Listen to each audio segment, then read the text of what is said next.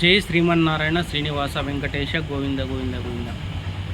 స్వామి, ఈరోజు తెలుసుకునే విషయం ఏమంటే, దాసప్ప అంటే ఏమి, వాళ్ళు చేయాల్సిన పనేమి, వాళ్ళు ఎక్కడి నుంచి వచ్చినారు, ఒక్కొక్క షాట్లో ఒక్కొక్కటి చెప్తాను.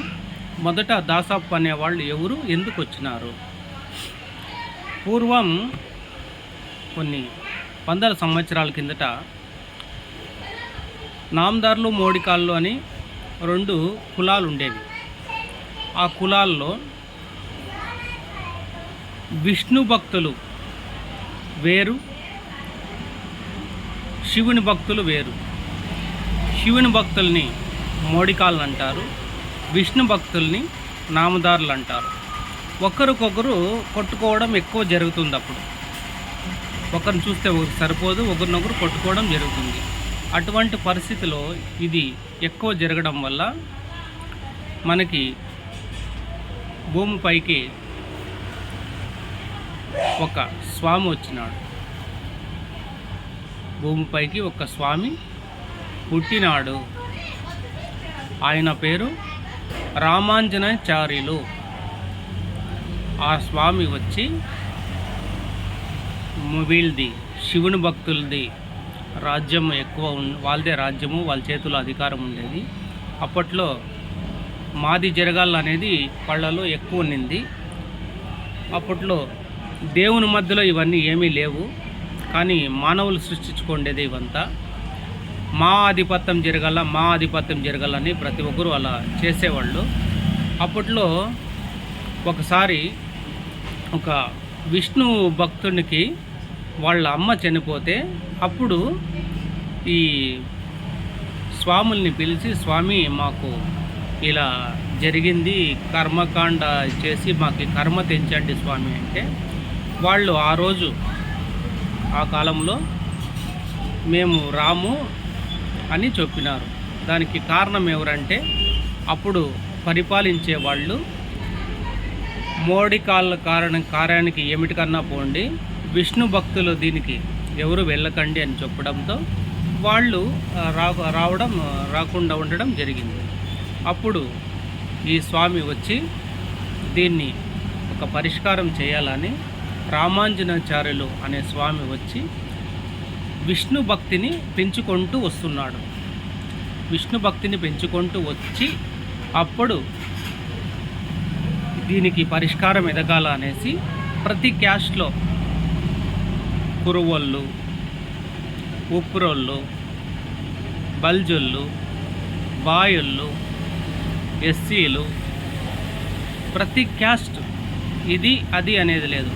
ప్రతి క్యాస్ట్లోన ఒక లింగాయతులు, ఒక బ్రాహ్మిన్స్, ఒక కోమటోళ్ళు, ఈ మూడు క్యాస్ట్లు వదిలి, ఎందుకంటే వాళ్ళ పూజా విధానం వేరు, వాళ్ళ దేవుని స్మరించే విధానం వేరు.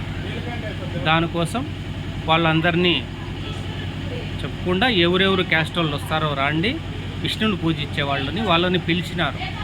పిలిచి ప్రతి ఒక్క క్యాస్ట్లోన ఇద్దరిద్దరిని, వాళ్ళలో మంచి పేరు ఉండేవాళ్ళు ఇద్దరిద్దరు ప్రతి క్యాస్ట్లో తీసుకున్నారు. ఆయన తీసుకొని తర్వాత వాళ్ళందరికీ బోధన ఇచ్చినాడు.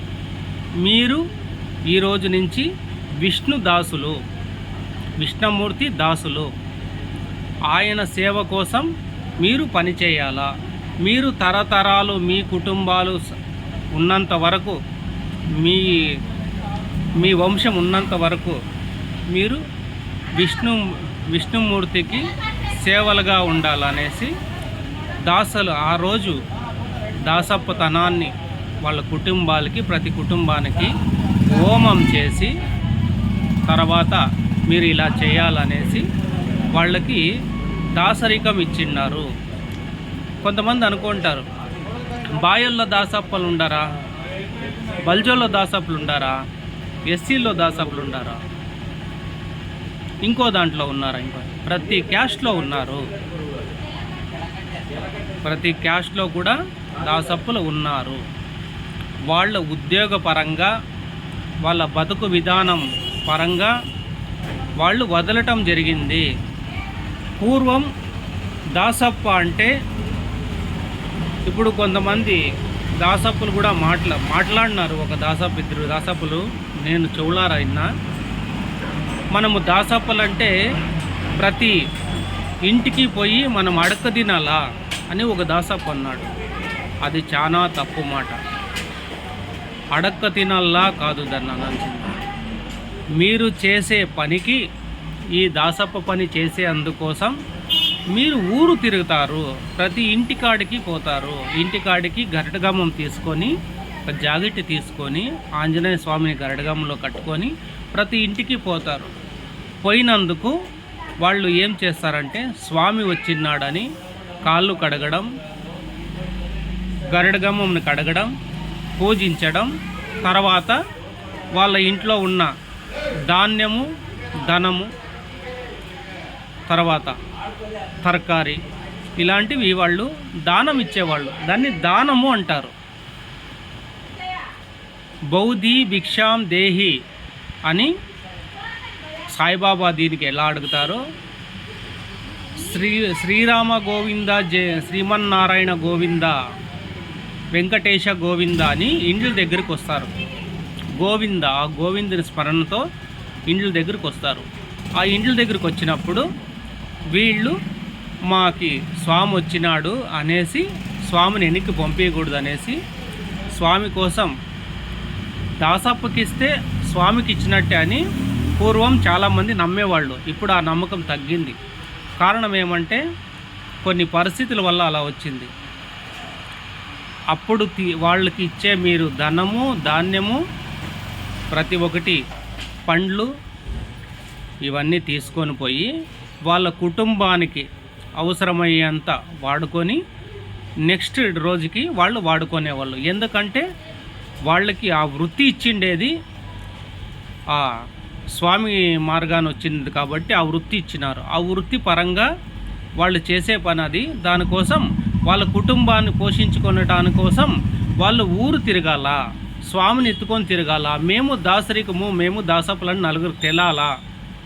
అప్పట్లో ఈ మొబైల్స్ లేవు, విజిటింగ్ కార్డు లేవు, న్యూస్ పేపర్ లేవు, టీవీ లేవు. అర్థం చేసుకోండి.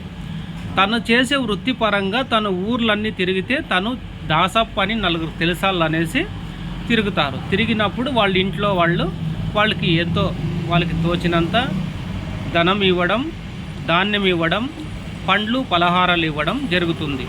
అది తీసుకొని వచ్చి ఈ దాసప్పులు వాళ్ళ ఇంటి సంసారంకి వారంలో ఒక్కరోజు కానీ 2 రోజులు కానీ వాళ్ళు ఊరు తిరిగేది. వారమంతా దాంతో వాళ్ళు భోంచేసేది వాళ్ళ వృత్తి. తర్వాత ఇంక వేరే వేరే పనులు వాళ్ళ ఇంట్లో వాళ్ళు సేద్యము అవి ఇవి చేసుకునేవాళ్ళు. దానికి దాసరికం అంటే ఏమిటని ఈ వీడియోలో తెలిపినాను. ఇంకా దాసరికం గురించి ఇంకా చాలా వీడియోలు వస్తాయి. దాసప్ప అంటే ఏమి, ఎందుకు వచ్చినాడని ప్రతి ఒక్కరికి అర్థమయ్యేలా చెప్తాను. జై శ్రీమన్నారాయణ.